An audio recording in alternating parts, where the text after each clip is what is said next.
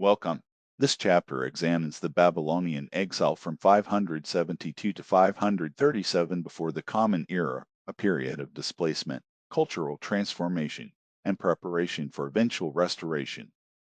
The Babylonian king Nebuchadnezzar treated the Judean exiles with a mix of control and concession, granting them parcels of land and allowing a measure of stability in captivity.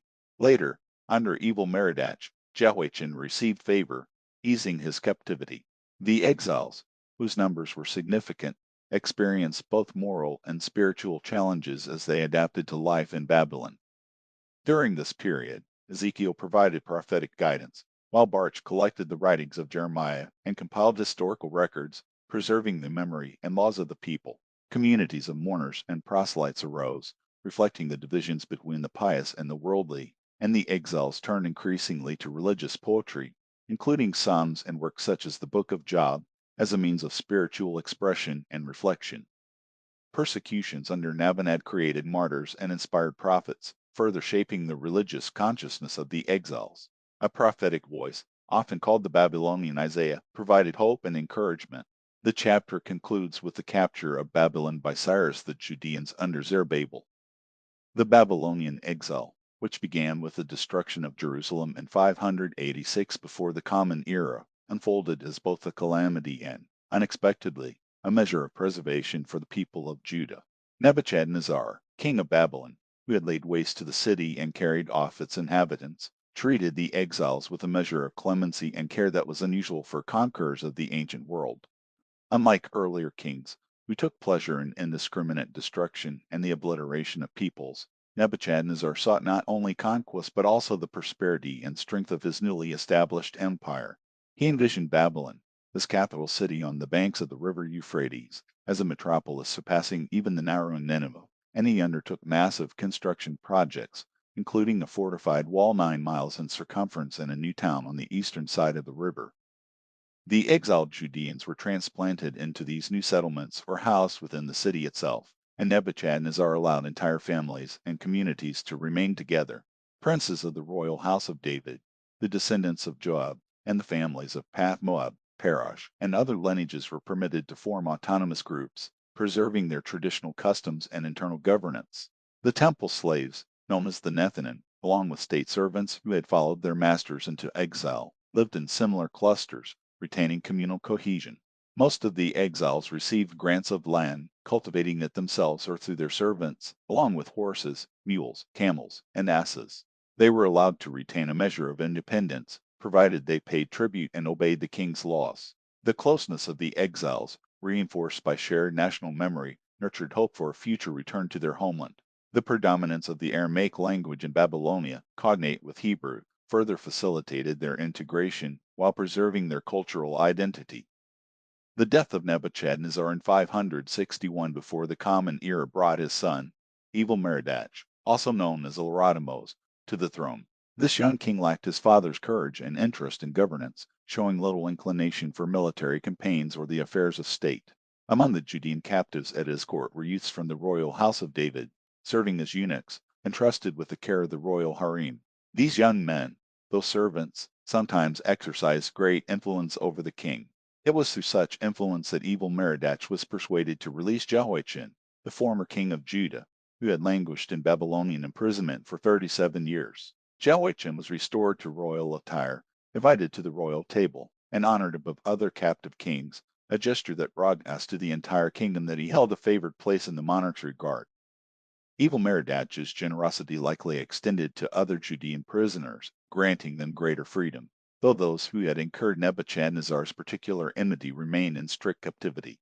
For a brief moment, the exiled Judeans might have hoped for a restoration to their homeland under Jehoiachin, yet this aspiration was cut short by the untimely murder of evil Merodach by his brother-in-law, Neriglissar, in 560 before the Common Era. The dream of returning to Judah was deferred, and the exiles were soon to face the full hardships of life under Babylonian rule, enduring separation from their land, the constraints of foreign authority, and the challenge of sustaining their faith and identity far from their ancestral home.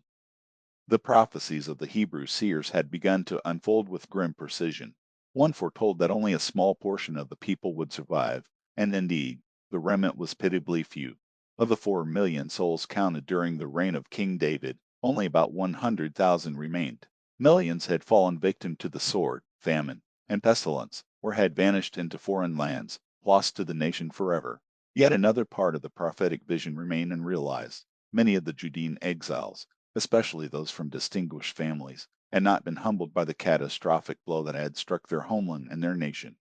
In Babylon, they clung stubbornly to the idolatrous practices of their own country, carrying within their cruelty and greed. Elders and heads of families claimed authority over all the other exiles and behaved toward them with the same harshness and extortion they had exercised in Palestine.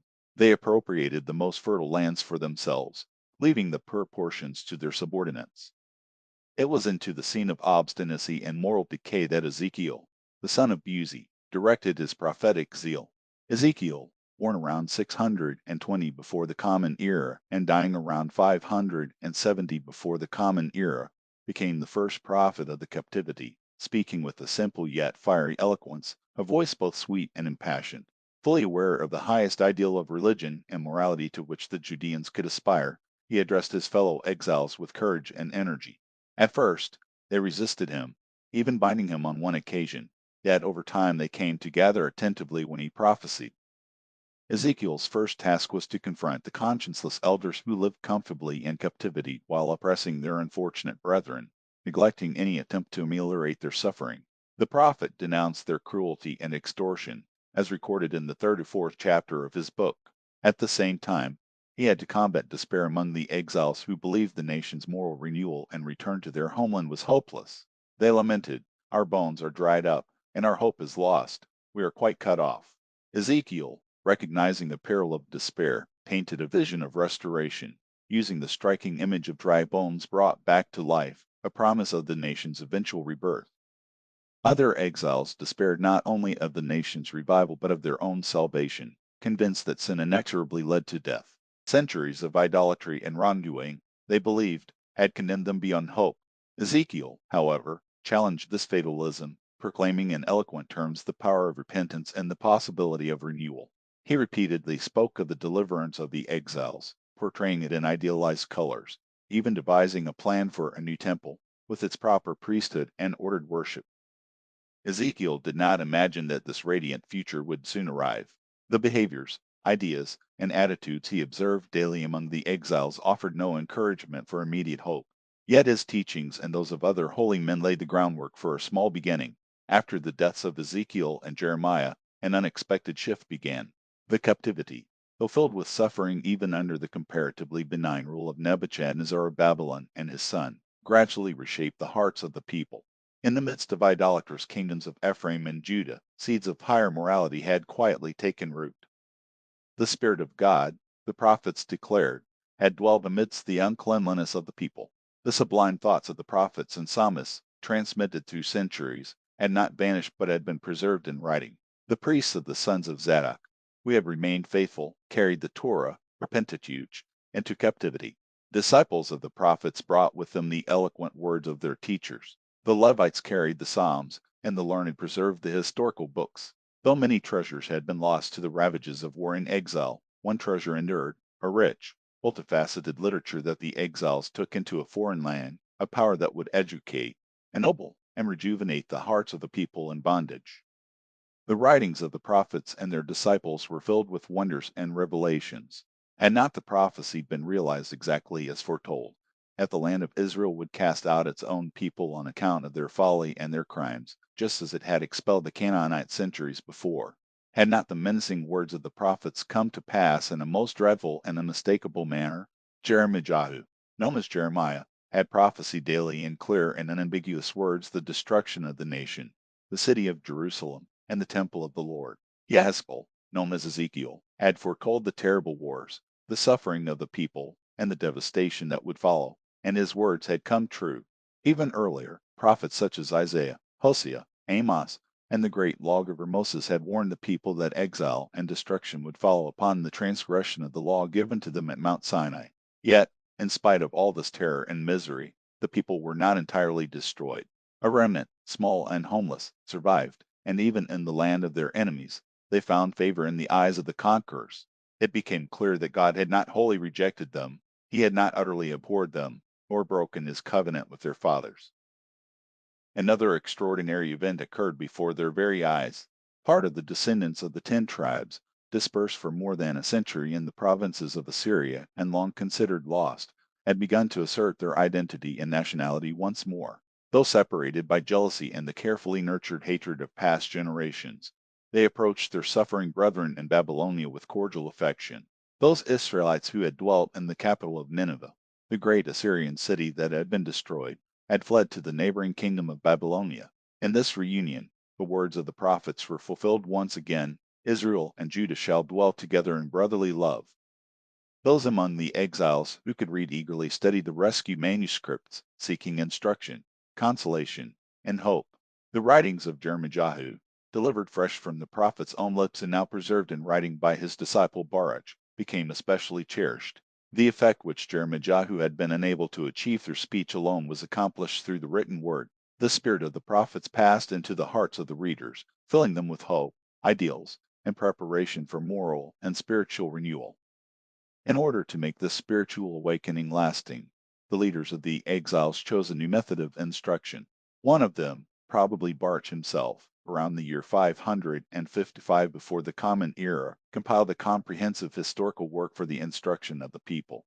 This work related events from the creation of the world and the founding of Israel as a nation down to the time when Jehoiachin, also called Jeconiah, was released from his imprisonment and restored to some favor by the Babylonian king. The collection included the Torah, or Law of Moses, the Book of Joshua, and the histories of the judges, of Samuel, Saul, and David. Baruch also added his own redaction of the history of the kings of Judah and Israel, from Solomon to Jehoiachin, events he had personally witnessed, coloring them to show that the decline of the kingdom, beginning with the death of Solomon, had been caused by the apostasy of the kings and the people. This historical work was unparalleled in its simplicity and richness. It was instructive, unaffected in style, yet artistic and vivid. It was the second national literary work produced during the Babylonian exile. The exiles not only read it with interest, but they absorbed its lessons, copying it diligently under the guidance of Levite scribes. The literature instilled new courage and a renewed spirit among the people. What Ezekiel had begun, Baruch continued, ensuring that the prophetic vision and moral instruction persisted even in exile. Influenced by these writings, the exiles devoted themselves to self-examination, reflecting upon their constant disobedience and idolatry. Those moved by penitence sought to wash away the bitter past in tears of repentance, acknowledging that all their misfortunes were justly deserved, for the Lord of hosts had done unto them according to their ways and according to their doings. Sincere atonement became a practice among them. 4 days of the year were set apart as days of mourning, initially observed by a few, but gradually embraced by a large number of exiles. These commemorated the anniversary of Nebuchadnezzar's siege of Jerusalem in the 10th month, the conquest of the city in the 4th month, the destruction of Jerusalem in the 5th month, and the assassination of Gedaliah, the governor, in the 7th month. On these days, fasting, lamentation, wearing garments of mourning, sitting in ashes, and bowing of the head in deep contrition became customary. These days of mourning marked the awakening of the people, serving as the first institution of national anniversaries after the captivity. From this deep feeling of remorse emerged a new kind of psalm, which may be called the penitential psalm. Those who forsook their evil ways, in turn, guided others toward righteousness. The faithful, those who were eager for the word of God and those who sought after God, gradually increased in number. At the center of this revival were the patient sufferers, known as the Anamim. They mourned for the destruction of Jerusalem and its former glory. They were contrite in heart and meek in spirit. They bore outward signs of mourning and called themselves the mourners of Zion. Among them were also members of noble families who held office or dignity at the Babylonian court, all united in their devotion to Jerusalem. Their thoughts remained fixed upon the city, and they longed to see its ruins, even lying in the dust. The Levite who described this faithful remembrance in captivity expressed their feelings poetically in the 137th Psalm, giving voice to the sentiments of these mourners of Zion. While praying for deliverance or confessing their sins, the exiled Judeans turned their faces toward Jerusalem, as if the city, where the temple had once stood, remained the only sacred place from which merciful answers could come. Unable to offer sacrifices in a foreign land, they transformed prayer into a substitute for ritual, and 3 times each day congregations gathered to speak, saying, and lament. The house of prayer became the new center of worship, replacing the temple, and it was likely here that penitential psalms and psalms of mourning were sung, many composed specifically for these gatherings. Their devotion to Jerusalem, their longing for deliverance, and their commitment to the law of Moses were intensified by a remarkable phenomenon. Some of the surrounding heathen population, the non-Jewish peoples of Babylon, accepted the doctrines of the exiles and entered into the covenant of Israel. Such a transformation was made possible only through the extraordinary zeal of the exiles, a selfless, self-forgetting energy capable of kindling enthusiasm in others. By contrasting the Judean belief in one sublime and spiritual God with the childish image worship of the Chaldeans, the exiles highlighted the absurdity of their neighbors' practices. They witnessed Babylonian craftsmen carving idols from wood, praying to them for aid, and then burning the very same materials to cook their food or warm themselves. To the Judean, aware of the majesty of Jehovah, this spectacle could not fail to provoke derision, and many Chaldeans, impressed by the exiles' faith, abandoned their idols and joined the covenant. These newly converted proselytes adopted the Sabbath, obeyed the statutes, and even submitted to circumcision. This was the first great achievement of the Judean exiles in captivity, and it inspired a renewed fervor among themselves. Seeing outsiders embrace their faith, they loved their God and their law with greater intensity. This spiritual regeneration occurred within 2 decades after the deaths of the prophets Jeremiah and Ezekiel. The literature of Israel, the Torah, or Law of Moses, and the writings of the prophets became a rejuvenating fountain for the exiles, refreshing their spirits and softening their hearts. Yet this new devotion was not without trials, and the hour of testing soon arrived. Some of the most distinguished Judean families clung to their old abominations while also adopting the customs and errors of their Babylonian neighbors. Babylon, the capital of the vast Chaldean empire, cast a powerful spell over those at the top of the social hierarchy, tempting them to imitate Chaldean culture, art, and manners. The fertile soil, luxurious fabrics, and thriving commerce of Babylonia offered the exiled merchants of Judah the chance to rebuild their wealth and influence. As riches grew, luxury followed. The wealthiest Judeans imitated the effeminate life of the Babylonians and even adopted their idolatrous practices. To secure success in business, they prepared tables of food for the god of good fortune, Gad, and poured wine for the goddess of fate, Mene. Gradually, they identified completely with Babylonian life, forgetting their ancestral land and Jerusalem, once the focus of their desires. They scorned those who remained fanatically devoted to the homeland and their traditions.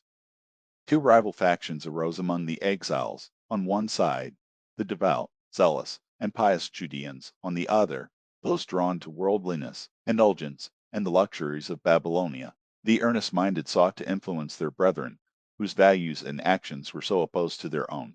This struggle gave rise to a new wave of Hebrew literary creativity, nearly surpassing the achievements of earlier periods. During the last 20 years of the Babylonian captivity, disciples of Jeremiah and Ezekiel, having absorbed the spirit of their teachers, produced works of profound thought and elegant form. Poetry flourished in a foreign land, even amidst the sufferings of captivity, and the Hebrew language, lovingly preserved, became the medium for these artistic and prophetic expressions. New psalms, collections of maxims, and prophetic discourses emerged in rapid succession. One poet collected proverbs from earlier generations, adding a preface that vividly described the contemporary age. He observed human failings with keen insight and presented an eloquent exposition of practical ethics. He argued that if the worldly minded would heed his teaching, they might abandon their evil ways. Central to his message was that the beginning of wisdom lies in the fear of God, and that such fear protects against corruption. Sin was folly, he taught, and even the prosperity of fools led to their destruction. Happiness itself, without virtue, brought ruin. Yet he also asked, with a quiet but insistent question, what reward awaited the pious and the wise who suffered for their faith. The Judean exiles in Babylonia struggled with questions that weighed heavily on their hearts. How could the righteous suffer while the sinners prospered? Why did those who remained true to God and the ancient laws often endure misfortune, while those who abandoned the faith seemed to flourish in Babylonian captivity? This moral discord tormented the community, and their anxieties called for explanation and consolation. It was in response to these pressing doubts that a poet of exceptional insight composed the Book of Job, creating a literary work ranked among the most profound of human thought. The poet sought to answer the questions that troubled the exiles, not in didactic sermonizing, but through a solemn dialogue, a conversation among friends in which the story of the patient and righteous Job serve as the foundation. Each speaker in the dialogue retained a distinct voice, and the poetic structure lent clarity and force to the moral and philosophical arguments, making the work both compelling and instructive. Meanwhile, the political landscape in Babylonia and the surrounding region shifted dramatically. Neriglissar, the successor to the Judean protector Evil-Merodach, had died, leaving a minor as heir to the throne. This child, however, was soon killed by the Babylonian nobles, and one of them, named Nabonid, seized power in 555 before the Common Era. Earlier, the Persian warrior Cyrus had overthrown the Median king Astyages, seized his capital at Ecbatana, and consolidated the provinces of the Median Empire under his rule. These events appeared to the exiled Judeans to offer a glimmer of hope. They petitioned Nabonid to release them and allow a return to their homeland of Judah, encouraged by the precedent of Merbal, a Phoenician noble who had been permitted to return and govern his own land, and whose brother Hiram had succeeded him. Cheltil, the son of the former king Jehoiachin, likely pressed this request with the monarch, supported by Judean favorites at the Babylonian court. Yet Nabonid, like the Pharaoh of old, resisted letting the people depart, and this denial inflamed a fierce and lasting hatred of Babylon and its ruler among the exiles. The Judeans followed with intense interest the military campaigns of Cyrus, who had begun a series of conquests aimed at undermining Babylonian power. Cyrus first directed his forces against the kingdom of Lydia, ruled by King Croesus, who had formed alliances with Nabonid of Babylonia and Amasis, king of Egypt. These alliances, rather than strengthening the defenders, provoked the Persian conqueror to act with even greater resolve to subdue Babylonia. Some Judean exiles, possibly in secret consultation with Cyrus, may have helped to inform his campaigns, for the later favorable treatment they received from him suggested prior sympathy or negotiation. In the meantime, Nabonid's reign brought renewed persecution to the Judean community in Babylon. Those who remained steadfast in faith and patriotic devotion were subjected to severe punishments. They endured forced labor, cruel imprisonment, floggings, beatings, and public humiliation, with no exemption for the aged. Anyone daring to speak of hope in Cyrus' deliverance risked martyrdom, yet many submitted courageously, embracing suffering in the example of Job. A contemporary prophet, perhaps one of those enduring persecution, described the agony of the faithful as representing the grief of the entire nation. He is despised and rejected of men, a man of sorrows, and acquainted with grief. He was oppressed, although he was submissive, yet he opened not his mouth. He is brought as a lamb to the slaughter, and as a sheep before her shearers is dumb, so he opened not his mouth. Through prison and through judicial punishment was he taken away. These words immortalize the trials of the exiled Judeans, capturing both their endurance and the weight of their suffering under the tyranny of Nabonid. The suffering of the Judeans in the land of Babylonia at that time mirrored, in many ways, the persecution endured by their ancestors in the land of Egypt. Yet there was a striking difference. In Egypt, all Israelites were subjected indiscriminately to slavery and forced labor in the fields and in the construction of buildings. In Babylonia, however, the dungeon and death awaited only those exiles who refused to abandon their nationality and their religion, who clung steadfastly to their identity and to the worship of the God of Israel. Psalm 102, composed during this period, captures the somber mood of one such victim of persecution, tempered with the hope of eventual deliverance. The Judeans, anxious and oppressed, followed with tense attention the victories of Cyrus, the king of Persia, who promised a possible liberation. In this time of turmoil, several prophets appeared, bringing messages of consolation and hope, predicting the downfall of Babylon and the imminent liberation of the exiles. Two of these prophets have left writings that remain unsurpassed in their eloquence, and one of these writers exhibited a wealth of poetry and eloquence so extraordinary that his works are regarded among the most beautiful in literature. When Cyrus at last began the long-anticipated siege of Babylon, the anxiety of the exiles reached its zenith, and it was then that this prophet, gifted with the power of vivid and persuasive speech, lifted and instructed his people. If perfection in a work of art is measured by the harmony of ideas and language, and by the clarity with which complex thoughts are made intelligible, then the speeches of this prophet, whom scholars, unaware of his true name, call the second Isaiah or the Babylonian Isaiah, form an oratorical masterpiece without parallel. His works combine richness of thought, elegance of form, persuasive force, and a tender, almost gentle, touch. Poetic fervor and simplicity intertwine, and his language and imagery are so noble and vivid that, although intended for a specific historical period, they remain comprehensible and moving across all generations. The Babylonian Isaiah's purpose was twofold: to comfort the suffering Judean exiles and to inspire them toward a higher aim. He revealed to them, and to all who could comprehend and feel, that a nation could be small yet great, oppressed and hunted to death yet immortal, despised as a slave yet exalted as a noble exemplar. The prophet said nothing of himself. His life is unrecorded, and his identity remains unknown. Those who collected the prophetical writings, recognizing in his eloquence and sublimity a resemblance to the words of the original Isaiah, included them in the same scroll. No one could console the sorrowing Judean community with such empathy or encourage it with such ardor as the prophet of the captivity. His words were like balm upon a burning wound, like a gentle breeze upon a fevered brow. He began, Comfort ye, comfort ye, comfort ye my people, saith your God. Take ye to the heart of Jerusalem, and cry unto her, that her warfare is accomplished, that her iniquity is pardoned, for she hath received of the Lord's hand double for all her sins. These words, drawn from Isaiah chapter 40, uplifted an exhausted and despairing community, likening it to a wife and mother, rejected and robbed of her children on account of her sins, yet still beloved by her husband. The prophet calls this forsaken Mother Jerusalem a symbol of all that is tender and sacred to his soul. He cries, Awake, awake, stand up, O Jerusalem, which hast drunk at the hand of the Lord the cup of his fury. Thou hast drunk in the dregs of the cup of trembling and run them out. There is none to guide her among all the sons whom she hath brought forth, neither is there any that taketh her by the hand, but all the sons that she has brought up. O thou afflicted, tossed with tempest, and not comforted, behold, I will lay thy stones with fair colors, and lay thy foundations with sapphires, and I will make thy windows of agates, and thy gates of carbuncles, and all thy borders of precious stones, and all thy children shall be taught of the Lord, and great shall be the peace of thy children. As one whom his mother comforteth, so will I comfort you, and ye shall be comforted in Jerusalem. Yet this consolation was not to be found in vain worldly glory, or in human might and power, but in an all-embracing salvation. The Babylonian Isaiah was the first to clearly recognize and proclaim that a creed of universal salvation was promised through Abraham to all future generations. The past, with all its sins, was to be forgiven, a new social order would emerge, heaven and earth would be renewed.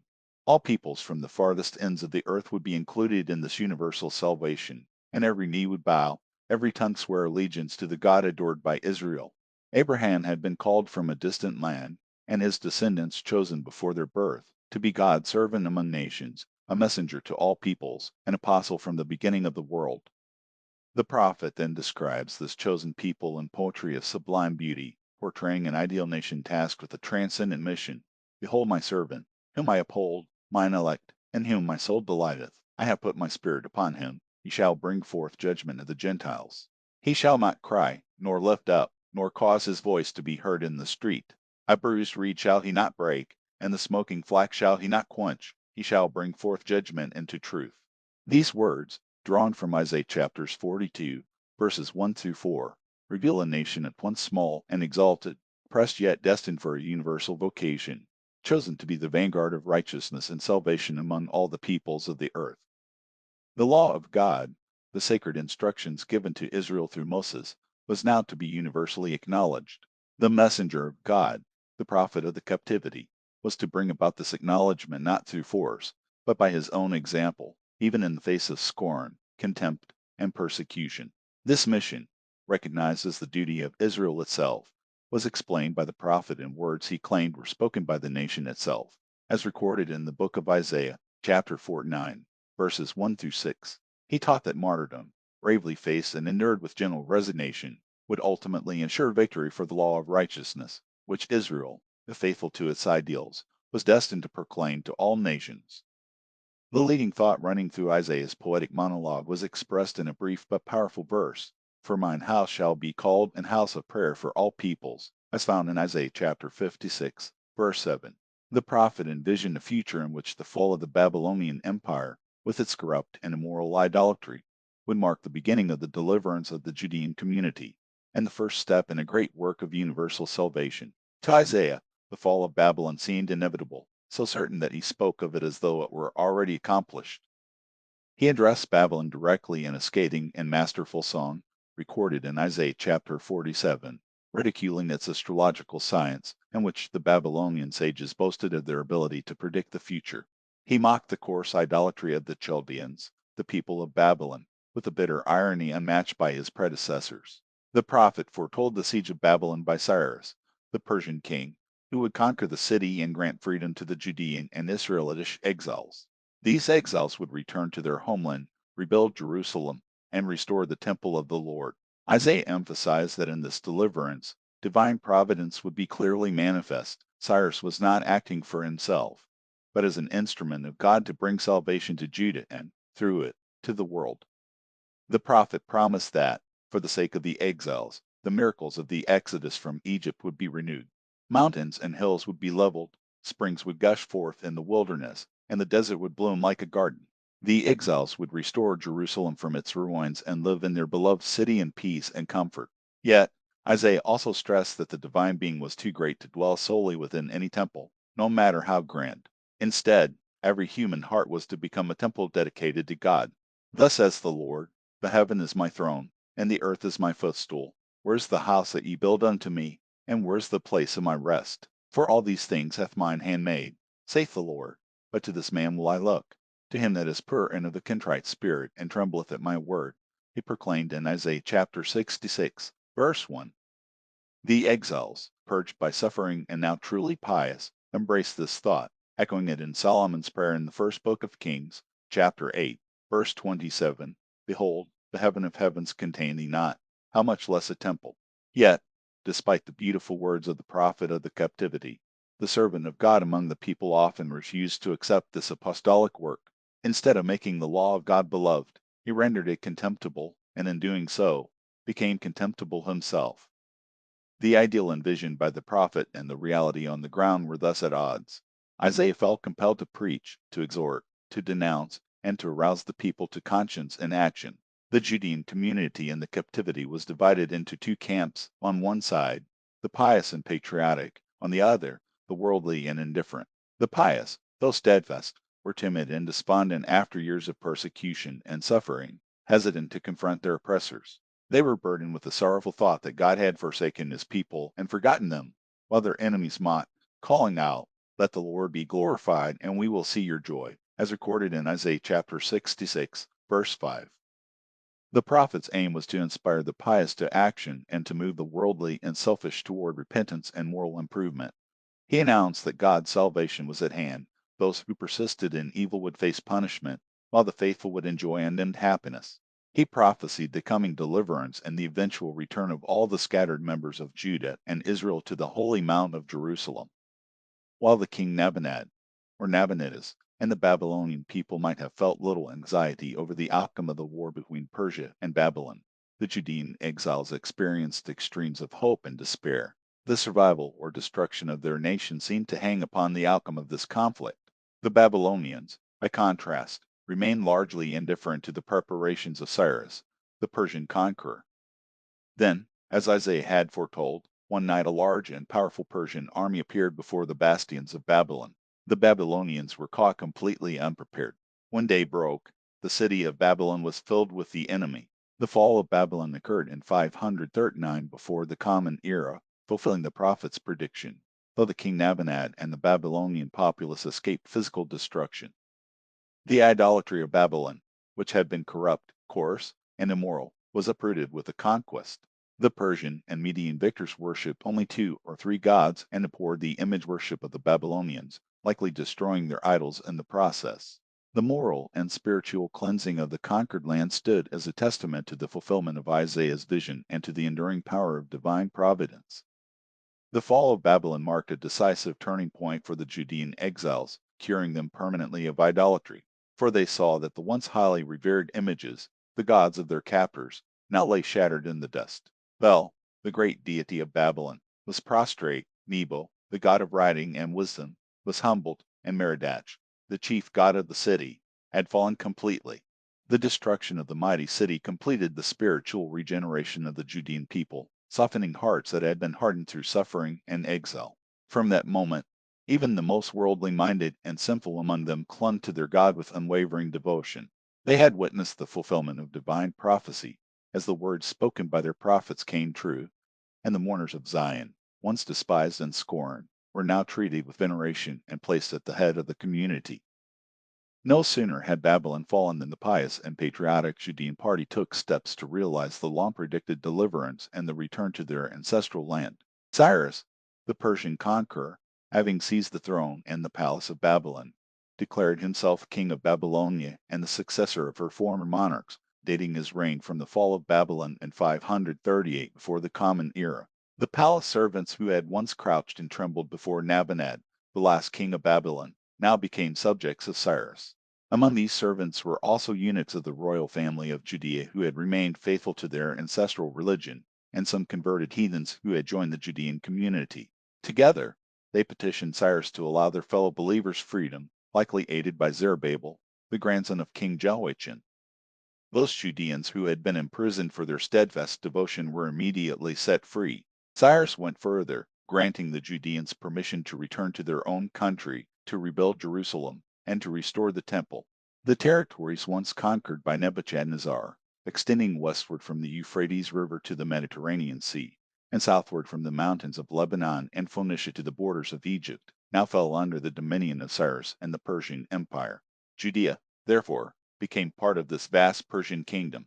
The reasons for Cyrus's generous concession remain uncertain.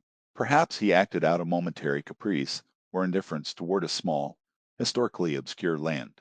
Perhaps a Judean eunuch had impressed upon him the prophecy that a Judean prophet foretold his victories, and that he would allow a banished people to return to their homeland.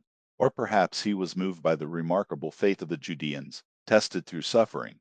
Whatever the cause, Cyrus not only granted permission to return, but also restored the sacred vessels of the temple, which Nebuchadnezzar had carried off as trophies to the temple of Bel. As soon as permission for the return was granted, a group of men organized the returning exiles. Leadership was entrusted to two men of distinguished lineage, both of approximately the same age: Zerubbabel, called in Babylon Sheshbazzar, son of Shealtiel and grandson of King Jehoiachin, a scion of the house of David, and Joshua, son of Jehozadak and grandson of Sariah, the last high priest. They were joined by 10 others, forming a company of 12, symbolically representing the 12 tribes of Israel. Cyrus invested Zerubbabel with the office of governor, or regent, known as Pecha, of the province the exiles were to reoccupy, a position that served as a stepping stone to greater authority. All those Judeans who were to return looked to these leaders for guidance. In comparison with those who had once left Egypt centuries earlier, the number of returning exiles was small, yet still exceeded expectations: 42,360 men, women, and children, counting from the age of 12. The majority belonged to the tribes of Judah and Benjamin, with a few members of the priestly Aaronite family and the Levites. Others came from various tribes and even from other nations, having acknowledged the God of Israel and joined the community as proselytes. The joy of those preparing for the exodus from Babylon and the return to the Holy Land was overwhelming. To tread the soil of their own country and to rebuild and restore the sanctuary was a dream made real. The event caused great excitement among surrounding nations, regarded as a miraculous act wrought by the God of Israel on behalf of his people. A psalm, later preserved in the Hebrew Scriptures, faithfully reflects the feelings of the exiles when the Lord turned again the captivity of Zion. We were like them that dream. Then was our mouth filled with laughter, and our tongue with singing. Then said they among the nations, The Lord hath done great things for them. The Lord hath done great things for us, whereof we are glad. As the patriots prepared to depart from Babylon, one of their poets, in Psalm 24, reminded them to consider whether they were truly worthy of this gift. Only the righteous and those who sought the Lord were to assemble upon God's holy ground, but who among men could presume to judge who was fit